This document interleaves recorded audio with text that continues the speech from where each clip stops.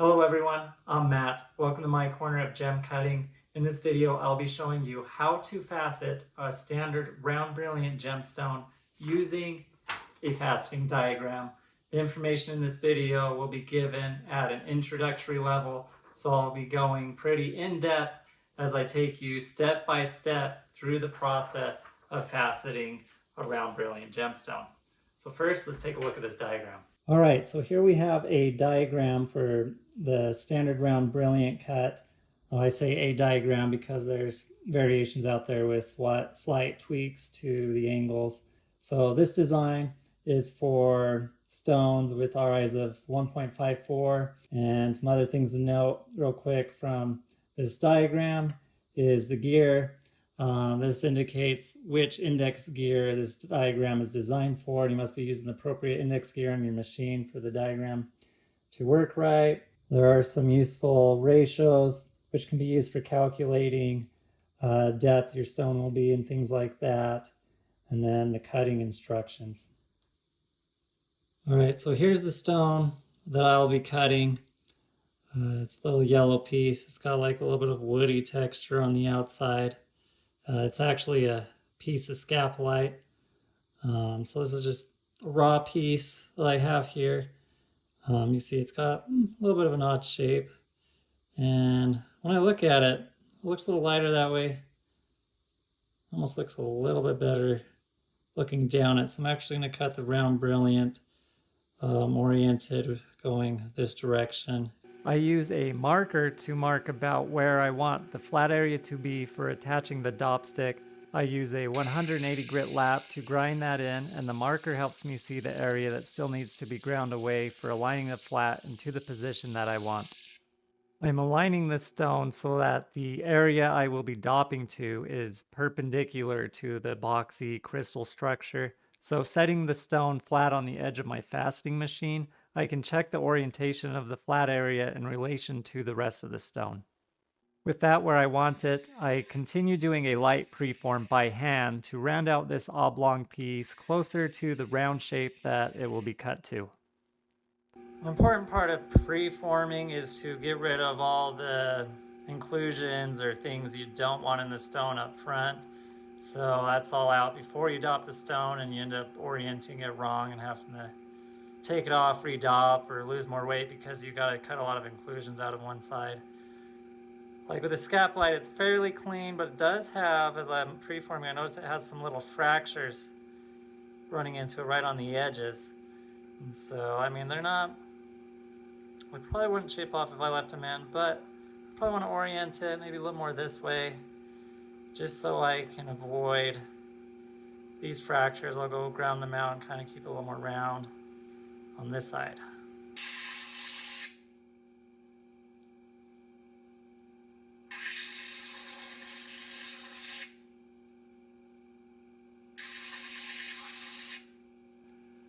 Whenever I am done using a lap, I turn off the water and let it run at high speed for about a minute to dry the lap. I'm done doing the preform. The stone is still slightly oblong, but it is close enough to where I am ready to dop it for cutting. To begin the dopping process, I measure to find the shortest width of the stone and draw some marks just in from the edge on the shorter sides. Using the measurement between those, I add 2 equally distant marks running the other direction on the stone. Setting my calipers at half the distance that they were set to, I rub the calipers lightly against the stone to create a visible mark while measuring in from each of those 4 lines.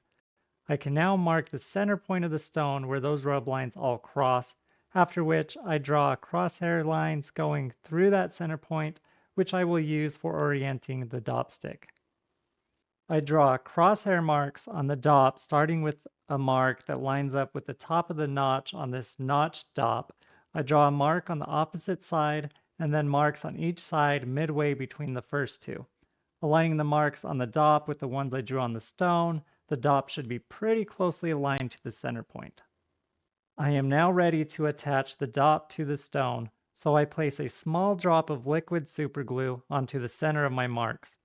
Aligning the marks back up, I firmly press the dop to the stone and hold long enough for the dop and stone to hold together on their own. This doesn't take very long. It took holding them together about 10 seconds in this instance. I then add a little bit more super glue to the edge of the dop and the stone. I use a piece of paper towel to wipe the glue into a thin layer. Baking soda can be used as a catalyst to dry the super glue and strengthen the bond. I add some baking soda over the glue and knock off the extra. This is how that layer of super glue looks with the baking soda added. To be extra secure, I add a second layer of super glue over the first. I don't thin out this layer like I did the first. I pour baking soda over this layer as well. I still like to let the stone sit for at least 30 minutes before working on it, but since it was pretty late when I dopped this stone, I let it sit overnight. I'm ready to get started cutting this piece, so I'm going to place the dop into the quill and tighten the lock screw. I like using an Allen wrench screw instead of the hand twist, just so I could get it nice and tight in there so that it's not going to come loose and rotate while cutting, which will cause some issues. Then I'm going to set the angle to the first set of facets, which we look over here on the diagram. The first tier is cut in at 45 degrees. So I'll go ahead and adjust that on the head here, adjust it up to 45. Lock that in place. Make any micro adjustments here. That right at 45. This on top of the machine here is a depth gauge. That's going to come in handy while cutting in this first set of facets to a center point. Is as it's cutting in close to the angle, if I zero this on the depth gauge, when I'm getting down close to zero, that bar will come right there and I'll know when to stop. Other than that, you also could kind of feel as it's hitting this stop on my machine, they're getting close to the angle, and I'll use that to judge for cutting in the first few facets all to the same depth. Anyway, I like to keep this set of tweezers here just to mark the tier of facets I'm working on, so I can keep track of the indices I'm using and not get mixed up and try using the indices for a tier I'm not on if I look at the wrong ones. So this is just as I'm cutting, keep track of what I'm doing. Before I actually cut in the center point, I remove some bulk by using the rough 180 grit lap to preform the pavilion into a cone shape. This will save some time at the next stage since that extra material won't need to be cut out while using a finer grit. I'm just using the angle and indices from the first tier facets to do this.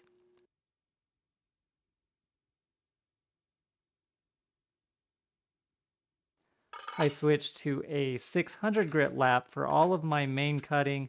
I set the index wheel to the index of the first facet, which is 3. I already have the angle set to 45 degrees for this tier of facets. I zero the depth gauge and I'm ready to get started.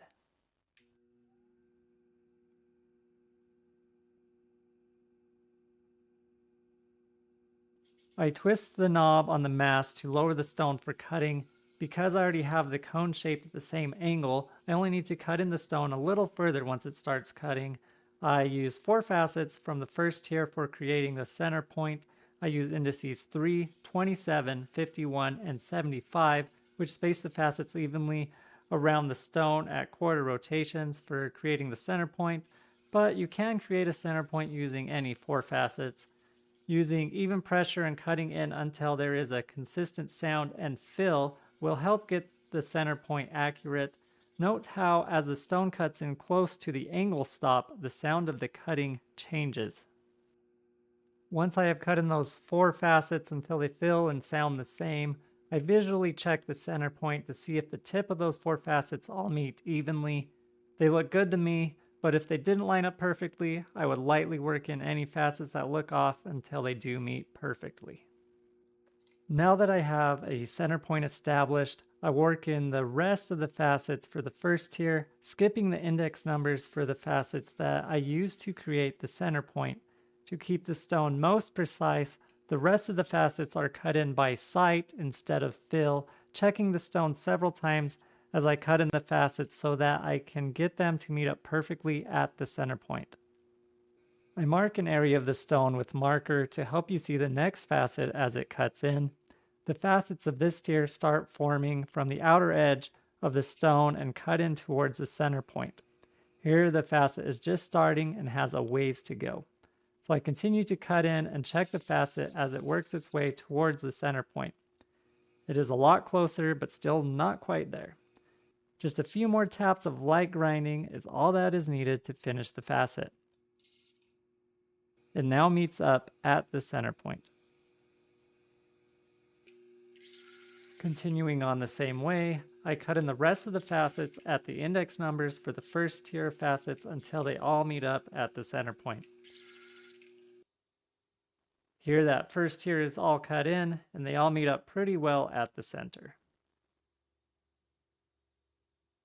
Looking at the diagram, the next step is to cut in the girdle facets. The girdle is cut in at 90 degrees and uses the same indices used for the P1 facets. I set the angle up to 90 degrees. The catch pan gets in the way of cutting the girdle facets, so I use the 2 hooks on the base of the machine to hold it down out of the way.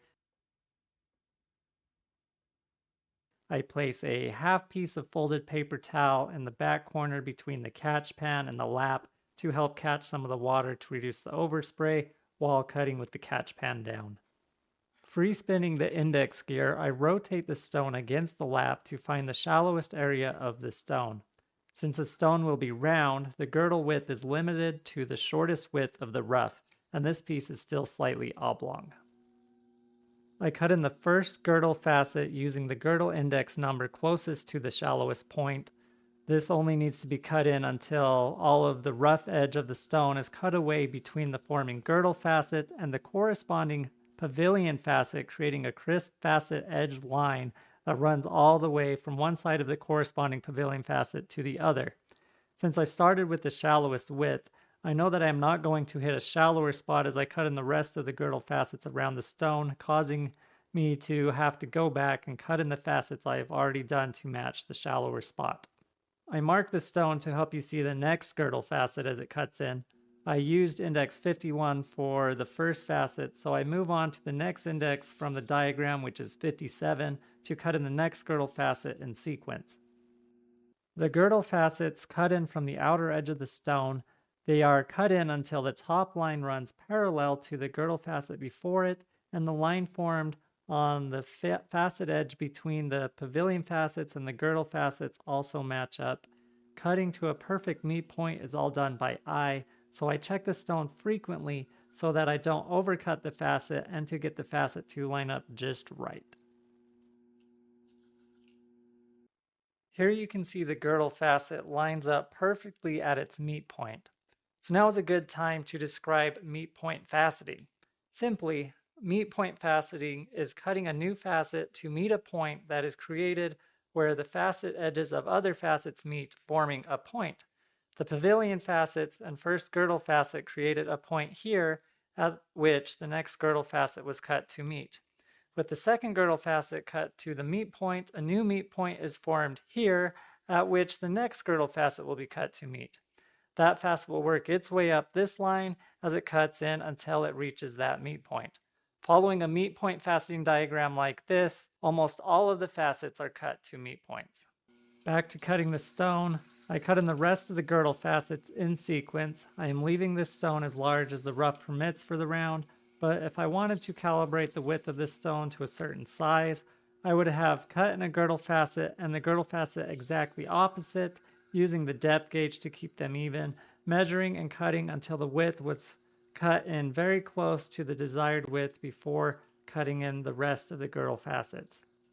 Here all of the girdle facets are cut in. There is plenty of stone depth left for cutting in the crown, but if you wanted to check the depth needed based off the diagram, you can use this C-W number, which is a ratio of crown depth to width. Multiplying that number by the width of your stone, the result is the crown depth. Add on your desired girdle thickness, and you have the total depth still needed. You can now use the calipers to check that depth compared to the amount left on the stone. If there isn't enough depth, you can either shallow the angles of the crown facets or size in the girdle until there's enough depth for the crown. On to the final set of facets for the pavilion. These are cut in at 43 degrees, starting at index 96. Every 12th index is used, creating 8 facets in this tier. These facets will meet at the girdle. The facets start forming from the center point and are cut in until a point of the facet touches the girdle. Set the angle to 43 degrees. Don't forget to check and set the index gear before cutting. Mistakes will show up pretty quickly if a wrong index number is used. Once again, I marked the area for the first facet of this tier that will be cut to help you see it. The smaller the facets, the quicker they will cut in, and the easier it gets to overcut if you are not careful. Just that little bit of cutting and this facet is already halfway to its meat. I just need to keep going until it meets right down here at the girdle. I go ahead and cut in this whole tier. These facets cut away the original center point and a new permanent center point is formed at the coulet by the new facets. The facets in this tier are now finished. Here I want to show you what a slight overcut looks like. That facet goes past its meat at the girdle.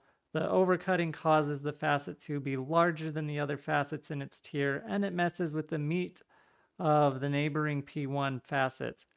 There are no other facets to be cut in based off meats formed by this facet, and it won't have a noticeable effect on appearance of the finished stone, so a slight overcut mistake like this can be left as is. Overcutting can be a pain to work out because you either have to adjust neighboring facets or go back and cut everything in a little bit to work it out. With all of the pavilion facets cut in, the next step is to go back over all of them with a finer grit. I used 3000 grit on a tin alloy lap. I used WD-40 on paper towel to clean off the swarf from the lap and lubricate it. In some of my other videos, I show using water as a lubricant, as the pandemonium diamond compound I use works with oil or water. Most diamond powders or compounds require oil as a lubricant. I think oil works better as a lubricant, but it is more difficult to check the polish when using oil as it can hide scratches, although that is only really critical when checking the stone while doing a final polish. With the lap clean, I apply a fresh layer of grit to the surface of the lap by rubbing the compound around on the surface.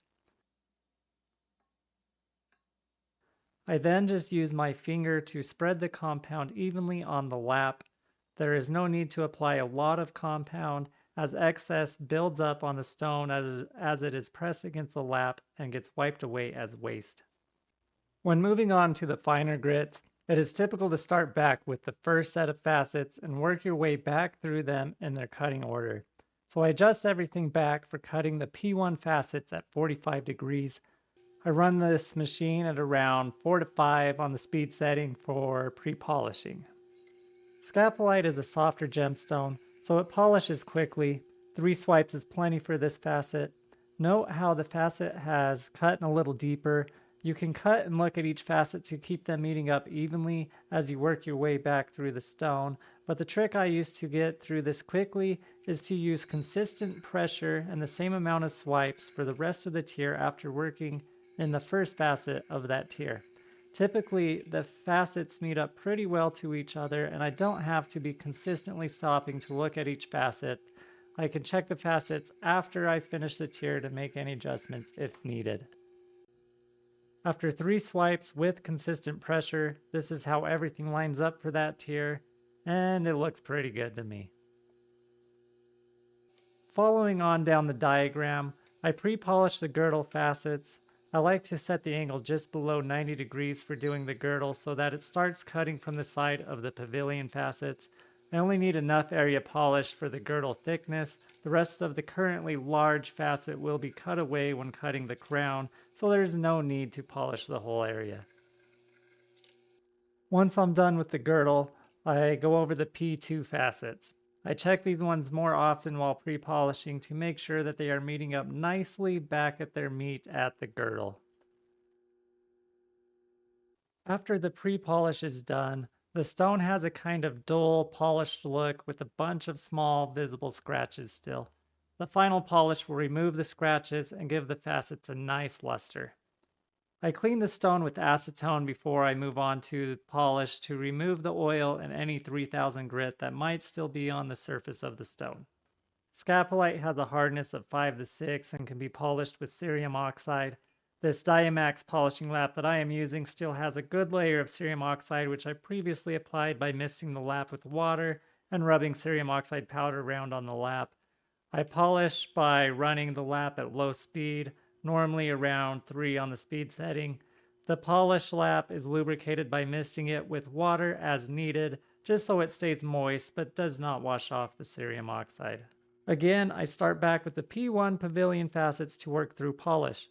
Checking the first facet that I am polishing, you can see that it is not polishing evenly across the facet. The side towards the collet is polishing while the side close to the girdle isn't. This means that the angle set for the final polish is slightly different than the angle that was used for the pre-polish. To fix this, I just need to slightly increase the angle. If it was doing the opposite, the angle would need to be decreased. Also, if it so happens that it is not polishing evenly left to right, the cheater knob is used to adjust for correcting that by adjusting the rotation slightly.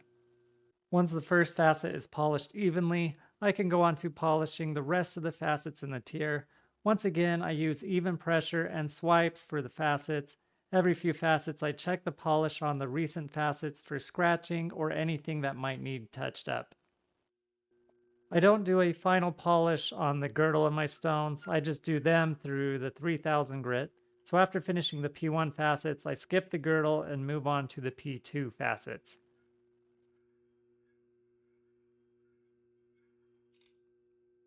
Once the P2 facets are done, the pavilion side of the stone is now finished and can be removed from the quill.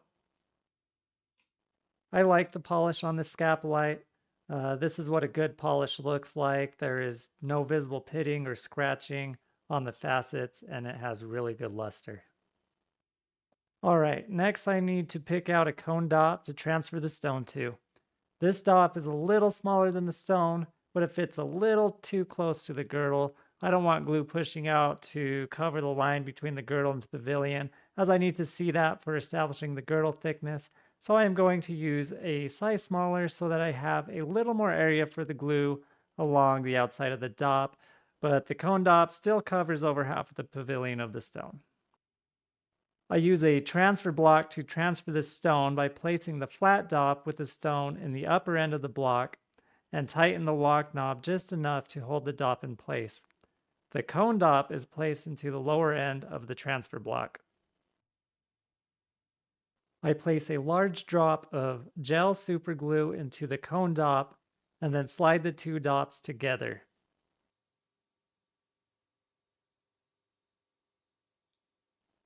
The lock knobs can then be tightened to hold the dops in place. I use paper towel to clean off any larger globs of super glue and spread a thin layer around the edge of the dop and the stone where they meet. Baking soda can again be used as an activator to harden the super glue along the outside of the dop and the stone. This doesn't do anything for the glue within the cone, but if there is a good bond along the outside, you wouldn't need to wait for the inner glue to fully cure before moving on. I still let the stone sit overnight before continuing. To remove the flat dop, I wrap the stone and cone in a wet paper towel and then apply heat to the flat dop using the flame from an alcohol lamp to weaken the bond of the superglue between the dop and the stone. I'm only trying to protect the bond of the cone dop with the wet paper towel. Most stones aren't affected by this amount of heat. I just don't want the other dop coming off as well from the heat transferring through the stone to the other bond. I set the masthead to 90 degrees so that I can use a girdle facet on the stone and a flat master lap to pre-align the stone before I start cutting. To do this, I need to set the index to one of the girdle facets and then lower the stone to the master lap. While the stone is not yet locked in, it can be rotated until the girdle facet sits flat on the lap. The lock screw can then be tightened. The first set of crown facets is cut in at 47 degrees and uses the same indices that were used for the P1 and girdle facets. This tier of facets will run parallel to those set of facets and will set the girdle thickness. I start at the 600 grit for cutting the crown facets. The alignment of the rotation of the stone is likely not perfect, so I am not cutting the first set of crown facets all the way in yet, but cutting them about halfway in so I can check the alignment. Here's the first facet cut in about halfway and the start of the second, which I will continue to cut until it runs level with the first facet. I cut each facet in sequence using the indices from the diagram, leveling each new facet with the one before it. Once I get to the last facet, I can check how far the orientation is off. Not surprisingly, the orientation is off a little bit. When that last facet is cut to level with the facet before, it doesn't meet up with the first facet, which is lower on the stone than the last facet. What is going on is that the facets are being cut in angled like this compared to level. To fix that, the orientation of the stone needs to be adjusted counterclockwise. That is adjusting the index wheel to the left. Rotating the cheater knob on the side counterclockwise will do the same to the index wheel. I adjust the cheater based on how large the gap looks between the first and last facet. I rotated at 6 number marks in this case. After adjusting, I cut around the stone again, recheck, and make any additional adjustments, repeating until the facets meet up level. Once level, I cut the tier in close to the desired girdle thickness. I left the girdle a little thicker than I normally do on the stone. Having a little depth like this to work with is good for beginners because if you make a critical mistake, there is some wiggle room if needed to cut the crown down without cutting away the girdle. That finishes the C1 facets, so now I move on to the C2 facets. The angle is adjusted to 42 degrees for this tier. These facets start cutting from the center and work their way towards the girdle. The meet point is the girdle, so the facet will continue to be cut until the point of it reaches the girdle facets. I now continue on to cut in all of the C2 facets.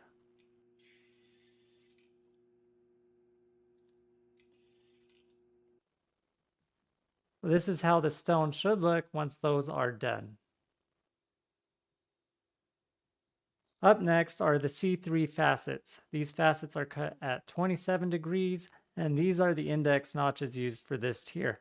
These facets also cut in from the center and are cut in until they meet the C1 facets. This meet point was created when the C2 facets were cut in.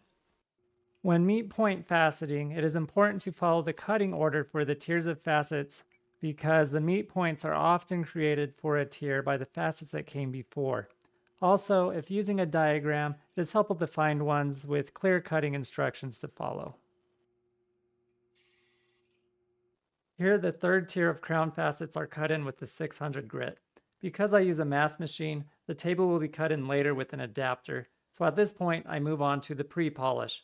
Just like with the pavilion, I use 3000 grit on a tin alloy lap and start back with the C1 facets. I run back through the tiers in order.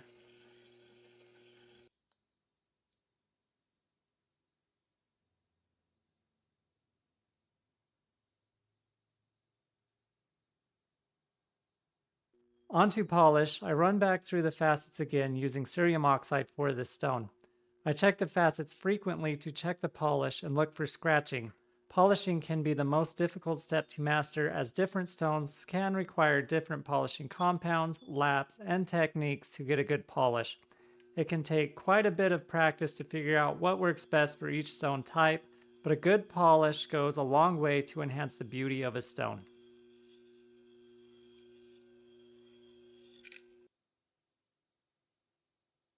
With all of the crown facets polished, I can move on to the table facet. Even though this machine can cut at 0 degrees, it isn't the safest as there is no give upward at 0 degrees, so if the stone bounces or catches on the lap, it and the lap can easily be damaged. I've cut some stones this way. It is not a good idea on these mass machines. That is why instead the angle is set to 45 degrees at which the 45-degree table adapter is placed into the quill and the dop with the stone into the adapter, allowing for the table to easily be cut without as much risk. Before tightening the lock screw in the quill, setting the adapter to sit flat on a master lap will ensure that the adapter is level so that the table facet will cut in correctly oriented as well. The lock screw can be tightened while the adapter is held flat to the lap. The end of the dop with the stone can then be put through the hole in the bottom of the adapter and locked into place with a lock screw on the side of the adapter. I use a 600 grit lap again to begin cutting in the table facet. As it cuts in, I can check to see how well the facet is cutting into position. It looks pretty even to me, but if it was cutting in a little off, rotating the cheater knob will change the left to right orientation, and adjusting the angle will adjust the up-down orientation for getting the table worked into position if needed.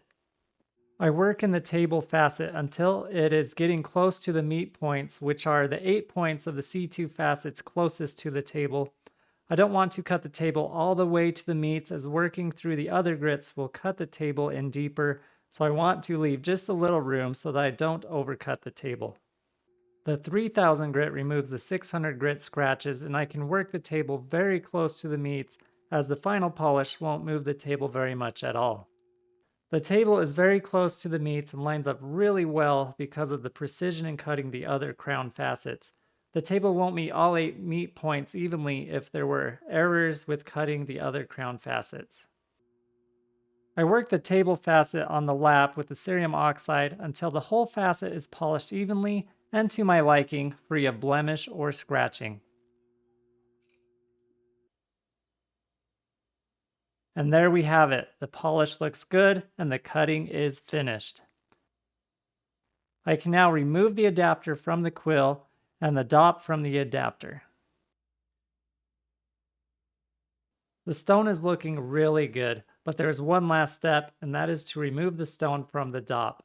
When using heat to break the bond, sometimes little pieces of the stone surface comes off with the glue, and I don't want that to happen where this bond is attached to the finished surface of the stone.